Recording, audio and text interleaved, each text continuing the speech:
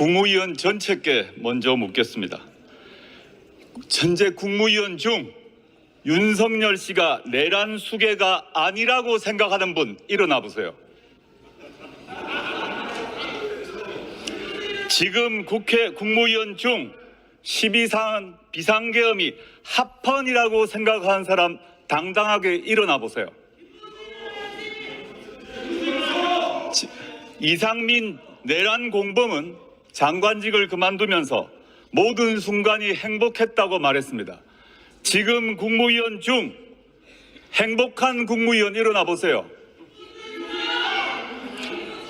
여기 계신 국무위원들은 이번 12.3 사태 이전에도 입각 후 윤석열의 비정상적 사고와 행동 양식을 직간접적 경험을 통해서 잘 알고 있었습니다. 그러나 침묵했습니다. 한덕수, 최상목, 박성재, 조태열, 김영호, 송미령, 조규영, 오용주 이 8명의 국무위원은 지난 3일 비상계엄 심의 국무회의에 참석했습니다. 지금 와서는 동의하지 않았다, 찬성하지 않는다라고 변명합니다. 그런데 만약 이 불법적 비상계엄이 성공했더라면 이 자리에서 또는 용산 대통령실에서 그 조치를 찬양하고 있었으리라 확신합니다. 내란을 해책했던 국무회의에 참석한 국무위원 중 단 한 명도 자기 직을 걸고 반대한 사람 없었습니다. 입으로만 반대한다고 말했습니다. 언제 직을 걸었습니까? 귀하들이 직을 걸지 않고 반대하지 않았을 때 국민들은 저 바깥 담장에서 밤새도록 목숨을 걸고 장갑차와 맞서고 있었어요. 목숨 걸고 국회의원들은 담장을 넘고 있었어요. 한나라의 국무위원이라는 사람이 부끄럽지 않습니까? 무슨 낯짝으로 국무위원 배지를 걸고 있습니까? 국무차관 나와보세요. 국방차관 나와보세요.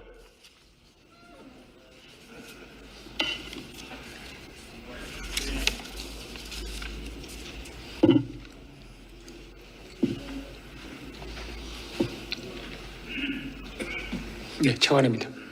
현재 국군 통수권자가 누구입니까? 예, 현재는 대통령입니다. 현재 윤석열은 비상계엄을 선포할 수 있습니까? 없습니까? 법상 있습니까? 없습니까? 법상 비상계엄을 선포할 수는 있을 것 같습니다. 현재 윤석열은 전쟁 선포를 할 수 있습니까? 없습니까? 현재 상태에서는 없습니다. 네? 없습니다. 현재 국군 통수권은 누가 갖고 있습니까? 국군 통수권은 현재는 대통령이 헌법적으로 가지고 있습니다. 현재 윤석열이 공군 A1기를 가지고 오라 그러면 줘야 됩니까? 안 줘야 됩니까?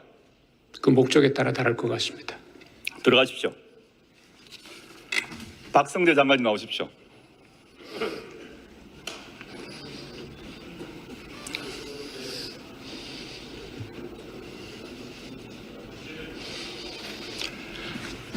박 장관님 법률가시죠?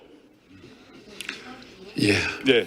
현행 판례에 따라 윤상현 의원이 말씀하신 것 말고 우리나라 대법원에 따라 판례에 따라 계엄의 불법 계엄으로 국회를 침탈하면 내란이 됩니까? 안 됩니까? 판례에 따릅니다. 판례에 따르면 국회를 침탈했다고 표현을 하시면 거기에 대한 판단은 내란죄로 판단할 수 있는 부분이 있을 거라고 보입니다. 오늘 법사위에서 법원행정처장께서는 분명히 위헌적이고 불법적인 계엄 선포라고 하셨죠. 법원행정처장의 의견은 그렇게 말씀하셨습니다. 예, 알겠습니다. 그렇다면 법률가로서 12.3 비상계엄은 합헌입니까? 위헌입니까? 의원님 죄송하지만 그런 판단은 지금 사법적 판단 알겠습니다. 앞에 두고 있습니다. 제가 개인적으로 말씀드리는 지난 4일 밤에 계엄이 해제되고 난 뒤에 대통령 안가에 가셨죠? 예. 가셔서 김주현 민정수석 등과 함께 저녁을 드셨죠? 예. 헌법이 유리된 날에 국민들은 추운 겨울에 밖에서 윤석열 불법 계엄을 규탄하고 있는 그 시간에 안가에서 술 드셨죠? 술은 먹지 않았습니다. 뭐 했습니까 그러면?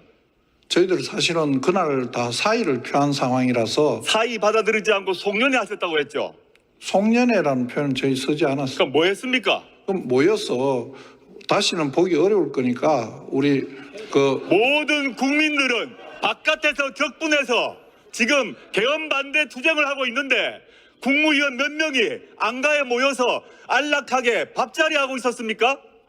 그 우리 국회의원들은 국회에서 농성하고 밤새고 있었어요. 그 부분이 적절하지 못했다면 그건 대해서 저희들이 잘못을 인정하겠습니다. 예, 들어가십시오. 하나 더 있습니다. 하나 더 있습니다. 그걸 왜 안가에서 합니까? 박 장관님, 예, 현재 법상으로 검사장 인사권 누가 갖고 있습니까? 인사권 대통령이 갖고 대통령이 가지고 있죠. 현재도 내란숙의 윤석열이 검사장 인사할 수 있죠. 인사권은 헌법상 인사권을 갖고 계시는 것은 예, 알겠습니다. 들어가십시오. 내게 전해지길 바래. 서울사이버대학을 다니고 나의 성공 시대 시작됐다. 서울사이버 최상목 부총리 나오십시오. 또 째려봐. 최상목 부총리 나와주십시오. 박 장관 또 째려보셔. 또 째려봐. 또 째려봐. 12.3 국무회의에 참석해서 반대하셨다고 하셨죠. 네, 그렇습니다. 그런데 계엄령 발표 직후 유동성 무한 공급을 발표하셨죠. 국무회의 발표 직후 제가 그 자리에서 그 후에 하셨죠. 그 후에 한국은행 총재하고 금융 당국자들을 소집을 해가지고요. 그때가 간접적 방식의 계엄 옹호 아닙니까? 윤석열 결정이란 간접적 지지 아닙니까? 그 다음에 의원님, 지금 의원님 죄송합니다. 괜찮습니다. 부총리님, 네, 비상계엄 이후 어제까지 네, 주식시장 시가총액이 얼마나 증발했습니까? 100조 넘게 증발. 140조 증발했습니다. 내년도 한 해 국가 예산 670조 원의 20%가 나흘 만에 날아갔습니다. 부총리님, 네, 지난 2년간 100조 가량 세수 펑크 났죠. 성장률 1%죠. 그 책임이 누구에게 있습니까? 답 못하십니까? 네, 아니요. 정부 정책 운영에 잘못이 있다면 저한테 있습니다. 좋습니다. 부총리님, 네, 내란숙의 윤석열과는 언제부터 알았습니까? 저는 인수위에 참여해서 처음 뵀습니다. 박근혜 청와대 경제금융비서관 하셨죠? 네, 그렇습니다. 그때 미르재단 설립, 청와대 회의 4차례 주재했죠? 그 미르재단 설립이 아니었고요. 네, 대통령 순방 여기 정상회담 준비회의였습니다. 그 뒤로 국정농단 특검, 즉 윤석열 씨가 당시 수사팀장이었던 국정농단 특검에서 참고인 소환 조사 받았죠? 네, 한 번 받았습니다. 기소 안 됐죠? 네, 안 됐습니다. 그때 윤석열이 빼줬습니까? 전 그 당시에 윤석열 검사를 알지 못했습니다. 부총리는 박근혜 탄핵 당시에 기획재정부 1차관이었죠? 네, 그렇습니다. 지금 부총리는 자신이 모신 두 대통령을 탄핵당하는 경제관료가 되신 겁니다. 들어가시죠. 네, 그걸 국민 들어가십시오. 여러분께 매우 송구스럽게 생각합니다. 법무부 장관님 다시 나오십시오. 그 다음날 탄핵 지원하는 회의 발표를 하시고 뭘 떳떳하십니까?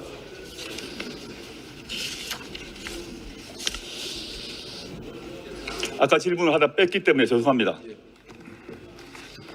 부장님 어제 도망간 박승재 경고하셔야죠.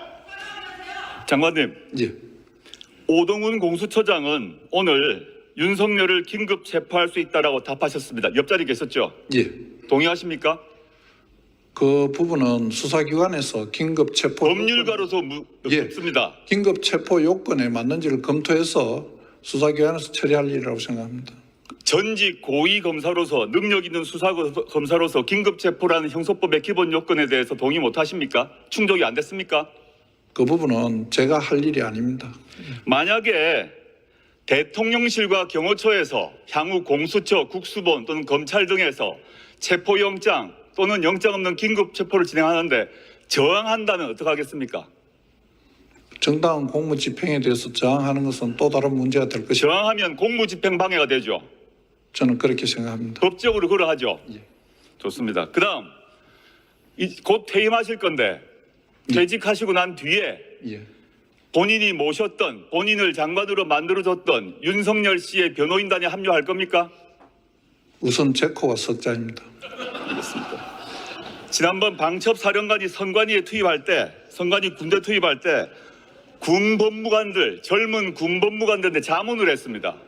그 젊은 군법무관들은 모두 위헌이라고 펄쩍 뛰며 방첩사령관을 결사적으로 막았습니다. 이에 대해서 어떻게 생각하십니까? 젊은 법무관들은 결사적으로 방첩사령관을 막았는데 왜 장관께서는 윤석열 대통령을 못 막았습니까? 못 막은 결과에 대해서는 죄송하게 생각합니다만 그날 그 자리에 있었던 총리 이하 모든 분들이 여러 가지 이야기와 행동으로 다양한 막기 위한 노력을 했다는 말씀은 분명히 알겠습니다. 예. 총리님 앞으로 나와주세요.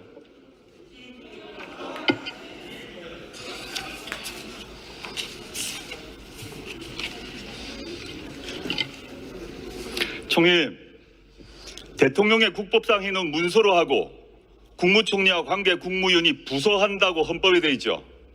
그렇습니다. 지금까지 그렇게 해오셨죠. 네. 모든 국법상 행위를 그렇게 따라 해오셨죠. 네, 그렇게 하고 있습니다. 비상계엄 선포도 그 절차 거쳤습니까? 전혀 본 적도 없습니다. 안 거치셨죠. 네, 그렇습니다. 총리와 국무위원회 부서 안 하셨다고 지금 하셨습니다. 네, 안 했습니다. 그러면 여기서 다른 국무위원들 중에서 그 국법상 대통령의 계엄 행위에 부서 한 분 있으면 손들거나 일어나 주세요. 분명히 없을 겁니다. 총리와 국무위원이 부서 안 했다고 지금 하셨습니다. 제가 안 했습니다. 네. 다른 국무위원들 중에서 다른 하신 분 있으면 국무위원들도 손들어 주세요. 제가 오해할 수 있기 때문에. 네. 온라인, 오프라인으로 어느 경우든 부서 안 하셨습니까? 없습니다. 그 다음에 계엄 해제 국무회의 이후 내란숙의 윤석열과 몇 번 만났습니까?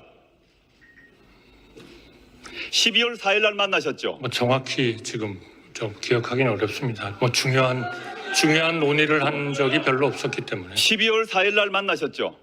12월 4일 날은 네. 만나셨죠. 무슨 얘기 하셨어요? 계엄이 해제되고 난 뒤인데 무슨 얘기 하셨어요? 죄송합니다. 제가 그 대통령님하고의 그런 좀 대화 자체를 제가 말씀드리기는 어렵겠습니다만 중요한 그런 얘기는 없었습니다. 저는 그렇게 심각한 상황이 벌어져서 장안갑차가 이 앞에 들어왔는데 계엄 해제되고 난 뒤에 총리께서 대통령 만나서 아무 얘기 안 했단 말입니까? 평화롭게 대화 담소하셨습니까?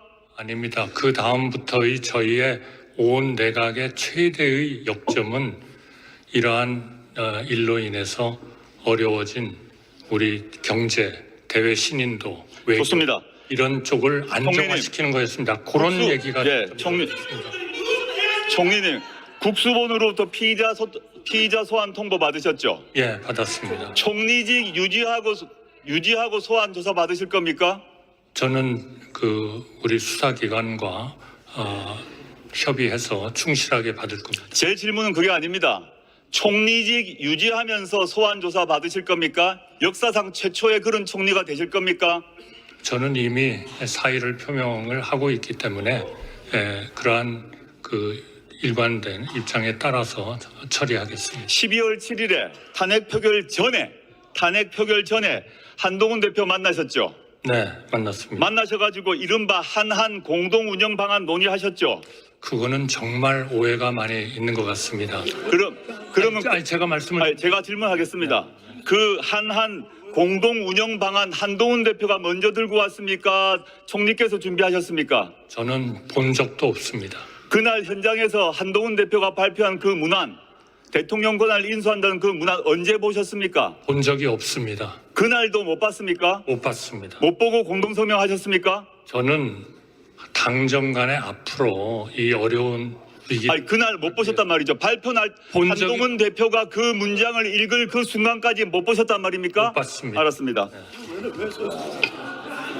조태열 외무부 아니, 장관 저한테 나오십시오. 시간을 주시면 제가 설명을 아니요. 좀 드리겠습니다.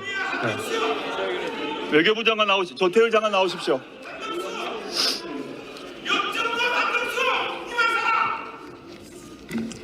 네, 소 장관님. 12.3 국무회의 참석하셨죠? 네, 그때 반대하셨다고 말씀하셨죠? 네, 지난 3일 밤에 네. 3일 밤에 필립 골드버그 미 대사가 장관께 전화했는데 왜 안 받았습니까?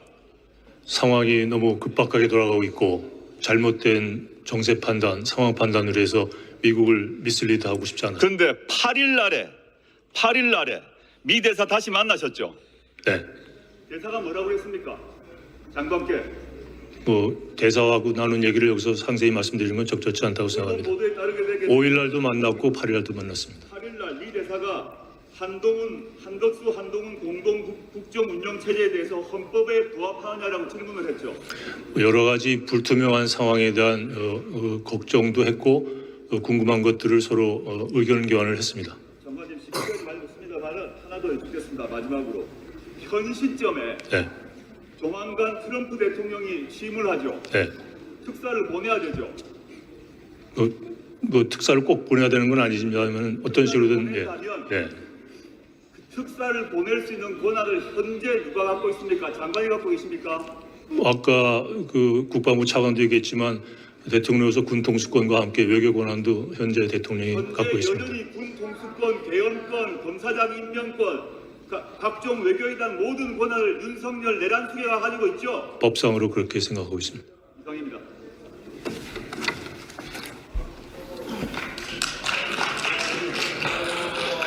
네, 조국 의원 수고하셨습니다.